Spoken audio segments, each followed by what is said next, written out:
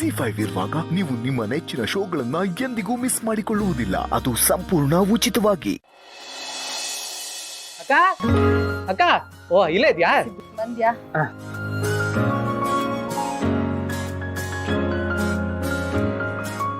Thank you ಕಣ.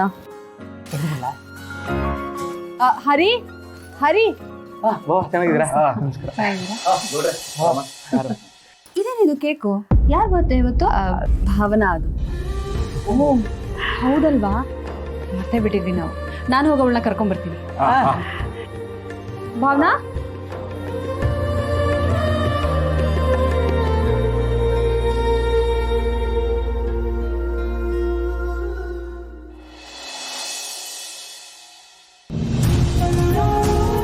ಅಯ್ಯೋ, ಈ ಕೇಕ್ ಎಲ್ಲ ಯಾರು ತರ್ಸಿದ್ರು?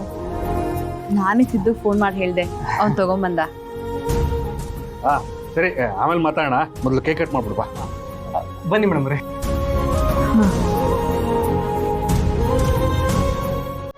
ಅಕ್ಕ ಈ ಕಡೆ ಬನ್ನಿ ಬಾ.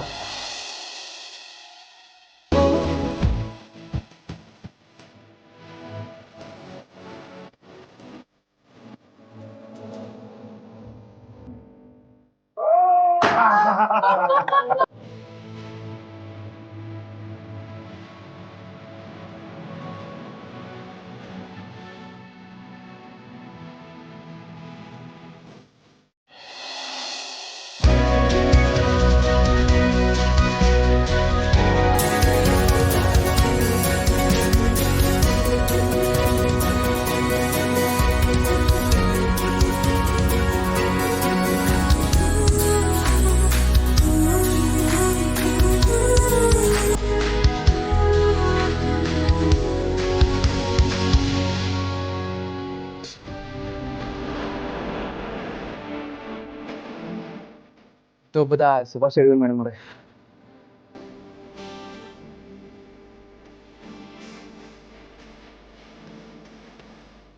ಇಷ್ಟು ವರ್ಷ ನಾವೆಲ್ಲ ಒಂದೇ ಮನೆಯವರಾದ್ರೂ ಹುಟ್ಟು ಹಬ್ಬಕ್ಕೆ ಯಾವತ್ತೂ ಬರಕಾಗಿರ್ಲಿಲ್ಲ. ಈ ಸಲ ನೋಡಿ, ಎಲ್ಲ ಸಲದ್ದು ಸೇರಿಸಿ ಒಂದೇ ಸಲ ಹೇಳ್ಬೋದು. ಒಳ್ಳೆದಾಗ್ಲಿ ಮೇಡಮ್ ಅವರೇ. ನೋಡ್ರೆ ನೋಡ್ರೆ ತಗೊಳ್ಳಿ.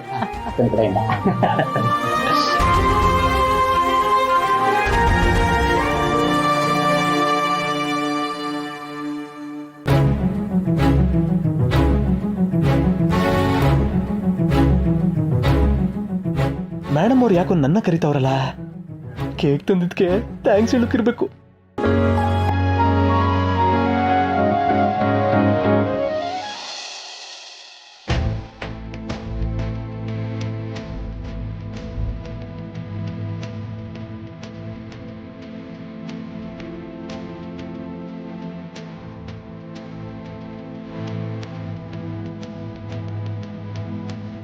ಯಾಕ್ರಿ ಓವರ್ ಆಕ್ಟಿಂಗ್ ಮಾಡ್ತಿದ್ದೀರಾ?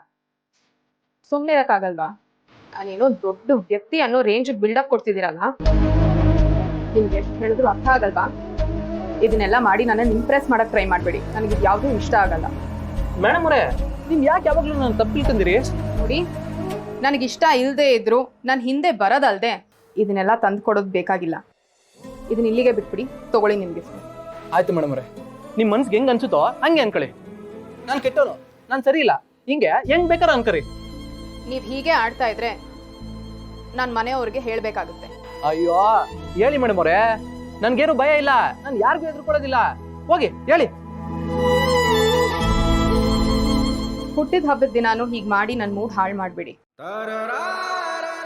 ನನಗ್ ನಿಮ್ ಗಿಫ್ಟು ಬೇಡ, ನಿಮ್ ಸವಾಸನೂ ಬೇಡ. ತಗೊಳ್ಳಿ.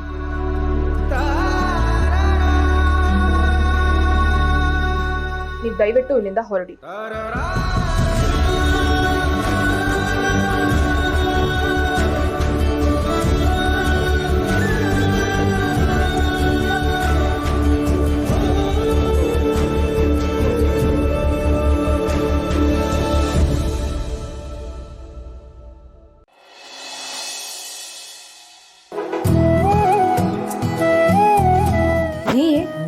ನೀವ್ ಇವತ್ತು ಆಫೀಸಿಗೆ ಹೋಗ್ತಿಲ್ವಾ? ಹೋಗ್ತಿಲ್ಲ. ಹೀಗೆ ಚಕ್ಕರ್ ಮೇಲೆ ಚಕ್ಕರ್ ಹಾಕ್ತಿದ್ರೆ ಅಷ್ಟೇ, ಎಲ್ಲ ಕೆಲಸದ ಒತ್ತಡನೂ ನಿಮ್ಮೇಲೆ ಬೀಳುತ್ತೆ ಕೊನೆಗೆ. ನೋ ಸೆಕೆಂಡ್ ಥಾಟ್ಸ್ ಅಲ್ಲ. ಒಬ್ಬಂಟಿಯಾಗಿ ಬೆಳೆದಿದ್ದ ನನಗೆ ತುಂಬ ಕುಟುಂಬದ ಜೊತೆ ಸಮಯ ಕಳೆಯೋಕೆ ಅವಕಾಶ ಸಿಕ್ಕಿದೆ. ಅದನ್ನ ನಾನು ಮಿಸ್ ಮಾಡ್ಕೋತೀನ? ದೊಡ್ಡನ ನಾನು. ಆಯ್ತು ಅದು ಸರಿನೇ, ಆದ್ರೆ ಆ ಖುಷಿ ಜೊತೆಗೆ ಸ್ವಲ್ಪ ಕೆಲಸನೂ ಜೊತೆಲಿದ್ದಿದ್ರೆ ಚೆನ್ನಾಗಿರ್ತಿತ್ತು. ಈಗ ಇಂಪಾರ್ಟೆಂಟ್ ಮೀಟಿಂಗ್ ಇದ್ರೆ ಮನೆಯಿಂದನೇ ತಗೋತೀನಿ, ಆಗ ಕೆಲಸನೂ ಮಾಡ್ದಂಗಾಗುತ್ತೆ, ನಿಮ್ಗಳ ಜೊತೆ ಇದ್ದಂಗೂ ಆಗುತ್ತೆ. ನೀವು ನಮ್ಮ ಅಪ್ಪ ಅಮ್ಮನ ಮೇಲೆ ಎಷ್ಟು ಪ್ರೀತಿ ಇಟ್ಕೊಂಡಿದ್ದೀರಾ, ಅದನ್ನ ನೋಡೋಕ್ಕೆ ಖುಷಿ ಆಗುತ್ತೆ. ಈಗಿನ ಕಾಲದಲ್ಲಿ ಹೆಣ್ಮಕ್ಳು ಮನೆ ಕಡೆಯಿಂದ ಯಾರಾದರೂ ಬಂದರೆ ಸಾಕು, ಯಾವಾಗಪ್ಪ ಹೊರಡ್ತಾರೆ ಅಂತ ಅಂತಿರ್ತಾರೆ. ಅಂಥದ್ರಲ್ಲಿ ನೀವು ಅವ್ರ ಜೊತೆನೇ ಇರಬೇಕು ಅಂತ ಆಸೆ ಪಡ್ತೀರಲ್ಲ, ತುಂಬ ಖುಷಿ ಆಗುತ್ತೆ. ನನಗೆ ನಿಜವಾಗ್ಲೂ ಏನು ಖುಷಿ ಗೊತ್ತಾ? ನೀವು ನಿಮ್ಮ ಅಪ್ಪ ಅಮ್ಮನ ಜೊತೆ ಇದ್ದಾಗ ಅಷ್ಟು ಖುಷಿಯಾಗಿರ್ತೀರಲ್ಲ, ಅದನ್ನ ನೋಡೋಕೆ ನಂಗೆ ಖುಷಿ.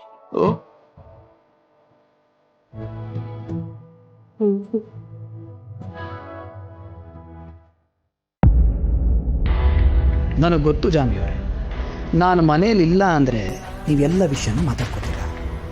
ಅದಾಗಬಾರ್ದು ಅಂತಾನೆ ನಾನು ಎಲ್ಲೂ ಹೋಗ್ತಿಲ್ಲ.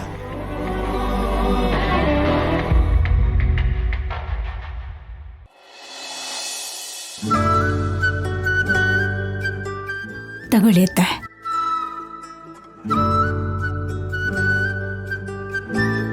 ಲಕ್ಷ್ಮಿ, ಇಷ್ಟು ದೊಡ್ಡ ಮನೆಯಲ್ಲಿ ಜಾನು ಒಬ್ಬಳೇ ಇರ್ತಾಳೆ, ಹೇಗಲ್ತಾಳೋ ಏನೋ. ನಾವಿಲ್ಲ ಅಂದರೆ ಮನೆ ಬೇಕೋ ಅನಿಸುತ್ತೆ. ಜಾನು ಒಬ್ಬಳೇ ಹೇಗಿರ್ತಾಳೋ. ಅತ್ತೆ, ಜಾನು ಜೊತೆ ಅವಳು ಗಂಡ ಇರುವಾಗ ಅವಳು ಯಾಕೆ ಒಬ್ಳೇ ಇರ್ತಾಳೆ? ಅವರಿಬ್ರು ಜೊತೆಗೆ ತಾನೇ ಇರ್ತಾರೆ. ನೋಡಿ ಅತ್ತೆ, ನಾವು ಅಪರೂಪಕ್ಕೆ ಬಂದಿರೋದಕ್ಕೆ ಹಾಗನ್ನಿಸ್ತಾ ಇದೆ. ಅವಳಿಗೆ ಇದೆಲ್ಲ ಮಾಮೂಲಿ. ಹಾಗ್ ಬೇಜಾರಾಗಿದ್ರೆ ನಮ್ಮ ಹತ್ರ ಹೇಳ್ಕೊತಾ ಇರ್ಲಿಲ್ವಾ? ಅವಳು ಏನು ಹೇಳಿಲ್ಲ ಅಂದ್ಮೇಲೆ ಅವಳು ಹೊಂದ್ಕೊಂಡಿದ್ದಾಳೆ ಅಂತಾನೆ ಅರ್ಥ. ಆಹಾ, ಏನು ಅತ್ತೆ ಸೊಸೆ ಇಬ್ರು ಡೀಪ್ ಆಗಿ ಏನೋ ಮಾತಾಡ್ತಿದ್ದೀರಾ? ಏನ್ ಮಾತಾಡ್ತಿದ್ದೀರಾ ಅಂತ ಕೇಳ್ಬೋದಾ? ಇನ್ನೇನಿರುತ್ತೆ ಜಾನು, ಎಲ್ಲ ನಿನ್ ಬಗ್ಗೆನೇ ಮಾತಾಡ್ತಾ ಇದ್ದೀವಿ. ಜಾನು, ನಿನ್ನ ಗಂಡ ನಿನ್ನ ಚೆನ್ನಾಗಿ ನೋಡ್ಕೊತಾನಲ್ಲ. ಬಂದಾಗಿಂದ ನೀವೇ ನೋಡ್ತಿದ್ದೀರಾ ಅಲ್ವಾ? ನೀನೇ ಹೇಳು, ಹೇಗ್ ನೋಡ್ಕೊತಿದ್ದಾರೆ ಅಂತ. ಯಾವಾಗಲೂ ನಿನ್ನ ಹಿಂದೆ ಮುಂದೆನೇ ತಿರುಗಿತಿರ್ತಾನೆ. ಹಾಗಿದ್ರೆ ನಿನ್ ಪ್ರಕಾರ ನಾನು ಹಿಂದೆ ಸುತ್ತಬಾರ್ದು ಅಂತ ಹೇಳ್ತಿದ್ಯಾ? ಹಾಗಿದ್ರೆ ಅವ್ರಿಗೆ ಹೇಳ್ಬಿಡ್ತೀನಿ, ನಮ್ಮ ಅಜ್ಜಿಗೆ ನೀವು ನನ್ನ ಹಿಂದೆ ಸುತ್ತೋದು ಇಷ್ಟ ಇಲ್ಲ, ಸ್ವಲ್ಪ ಡಿಸ್ಟೆನ್ಸ್ ಮೇಂಟೈನ್ ಮಾಡಿ ಅಂತ. ಸರಿನಾ? ನಾನು ಹಾಗಲ್ಲ ಕಡೆ ಹೇಳಿದ್ದು. ನಿನ್ನ ಗಂಡ ಹಿಂದೆ ಮುಂದೆ ಸುತ್ತಿರ್ತಾನೆ, ನಿನ್ನ ಮೇಲೆ ಅವನಿಗೆ ಎಷ್ಟು ಪ್ರೀತಿ ಇದೆ ಅಂತ. ಎಲ್ಲ ನಿಮ್ಮ ಅಪ್ಪನ ಥರಾನೇ. ಹೌದು ಅತ್ತೆ, ಎಲ್ಲರೂ ರಾಜ್ಕುಮಾರ ನನ್ನ ಗಂಡನಾಗ್ ಬರ್ಲಿ ಅಂತ ಬೇಡ್ಕೋತಾರೆ. ಆದ್ರೆ ನನ್ನ ಮಗಳನ್ನ ಆ ರಾಜ್ಕುಮಾರನೇ ಹುಡ್ಕೊಂಡ್ ಬಂದು ಮದ್ವೆ ಆಗಿದ್ದಾನೆ. ZEE5 ಆಪ್ ಡೌನ್ಲೋಡ್ ಮಾಡಿ ಎಲ್ಲಾ ಸಂಚಿಕೆಗಳನ್ನು ಸಂಪೂರ್ಣ ಉಚಿತವಾಗಿ ನೋಡಿ.